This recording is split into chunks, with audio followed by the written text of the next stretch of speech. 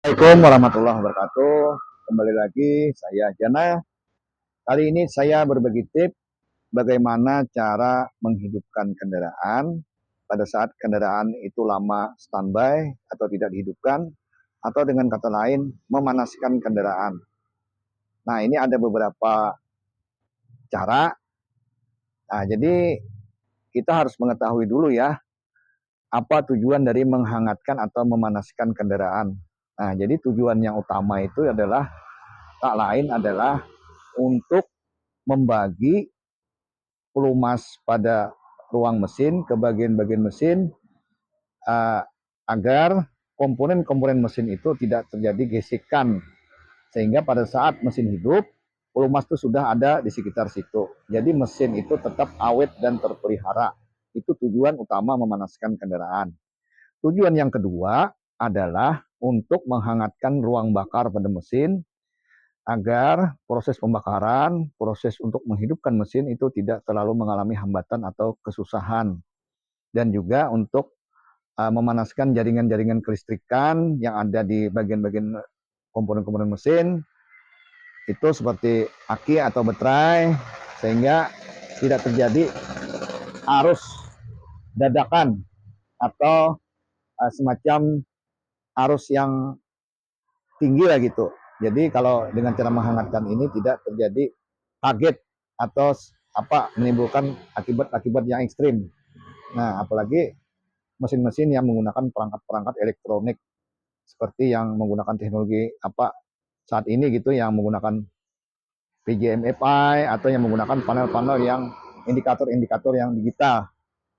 Nah, ini ada di depan saya ini ada beberapa contoh kendaraan, tapi saya bukan untuk mengendorse produk tertentu ya. Cuma dalam hal ini saya hanya ingin mencontohkan bagaimana cara menghangatkan atau menghidupkan kendaraan. Nah, jadi ini ada 3 buah kendaraan ya. Ada Matic, ada Bebek, ada Matic juga. Ini Honda Vario Tekno 110 Carbo tahun 2010. Ya, ini Bebek tahun 2011, ini tahun 2016. Nah, jadi ini pertama-tama ya. Ini saya mencontohkan. Kita ini ya, kalau istilah orang lama itu ya harus menggunakan engkol. Ya, ini menggunakan engkol, ini juga menggunakan engkol, itu menggunakan engkol. Tapi udah menggunakan starter kan. Nah, tapi kalau yang menggunakan engkol tentunya kalau jenis Matic ini harus kakinya harus 2, standarnya harus 2. Nah, tapi kalau yang perempuan kan nggak mungkin seperti itu, agak kesusahan, agak ribet. Tidak perlu kita menggunakan standar 2 atau menggunakan engkol. Cukup dengan menggunakan starter pun juga bisa. Nah, ini contohnya ya. Nah, seperti ini. Nah, cukup kita naiki kendaraannya. Terus standar satunya kita tutup. Karena kalau dibuka itu nggak mungkin hidup dia mesinnya, karena engine stopnya ada di standar situ. Nah, ini kunci kontaknya. Sini kamera ya, sini. Nah, ini kunci kontaknya, ini kita hidupkan. Nah, kita starter aja. Nah, ini sudah hidup. Nah, hidup. Kalau sudah hidup seperti ini,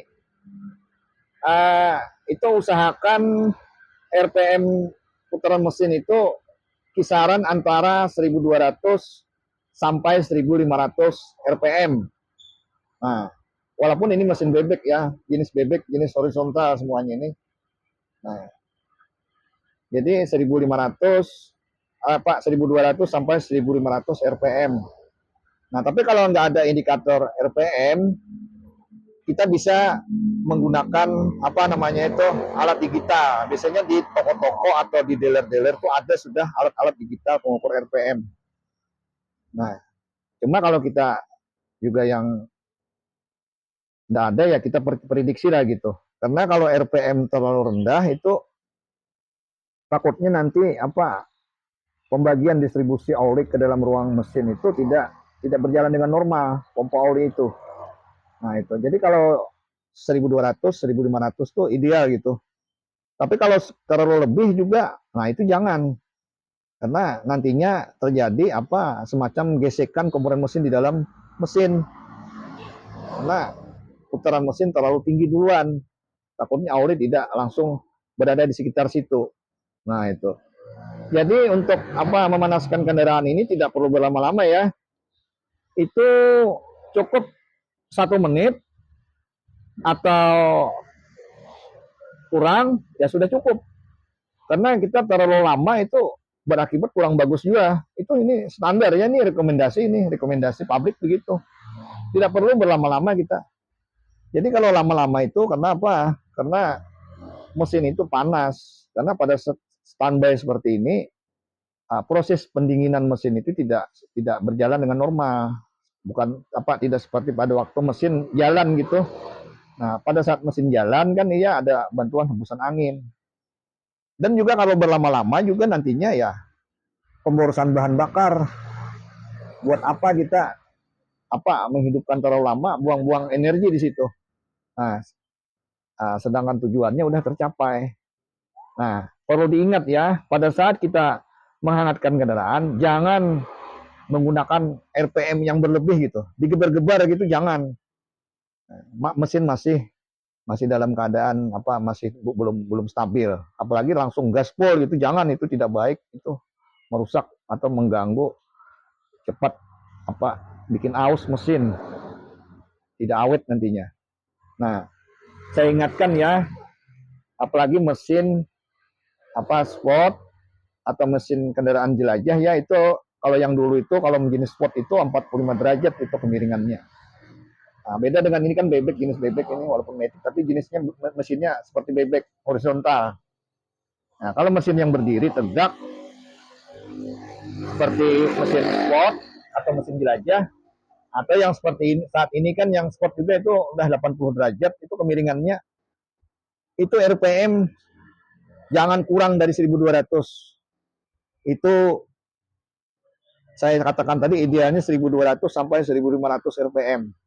Karena kalau mesin berdiri tegak seperti itu, takutnya nanti semburan oli ke bagian atas mesin, ke bagian atas bagian mesin, bagian klepnya di sana, katupnya, nokennya di sana, kamratnya di situ. Nah, itu nantinya tidak berjalan dengan sempurna. Penyuplaian distribusi oli pembagian di situ. Nanti mesin cepat aus. Nah, itu. Jadi itu cara tip untuk menghangatkan kendaraannya itu, karena ini bagian dari proses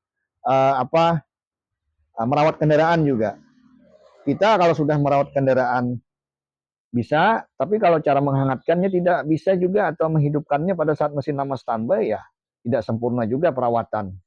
Nah, itu saja tip dari saya. Semoga tip saya ini bermanfaat buat semuanya bagi pengguna kendaraan bermotor, khususnya sepeda motor. Demikian. Assalamualaikum warahmatullahi wabarakatuh.